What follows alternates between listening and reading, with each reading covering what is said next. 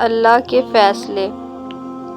میری زندگی میں سب سے بڑی تبدیلی تب آئی تھی جب میں نے خود کو سمجھا لیا کہ جو چیز ہماری نہیں ہے وہ ہمارے ہونٹوں کے بیچ میں سے بھی چھین لی جائے گی، اور جو ہماری ہے وہ دو پہاڑوں کے درمیان سے نکال کر بھی ہماری جھولی میں رکھ دی جائے گی۔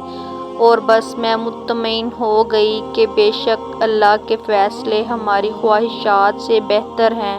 اللہ تعالیٰ فرماتا ہے، نہ تو تیرے رب نے تجھے چھوڑا ہے نہ وہ بیزار ہو گیا۔ اللہ ہی تمہارا پہلا سہارا تھا اور اللہ ہی تمہارا آخری سہارا ہے۔ تم کتنے ہی گناہ گار کیوں نہ ہو، کتنے ہی نافرمان کیوں نہ ہو، جب بھی تم اسے پکارو گے وہ تمہیں جواب دے گا۔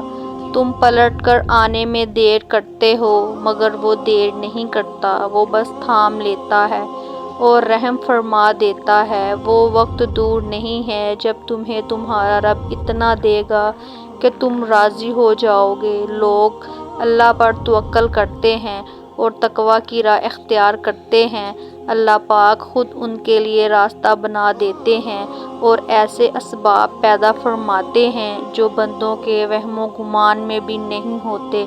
بے شک اللہ رب العالمین اور بے حد رحمان ہے۔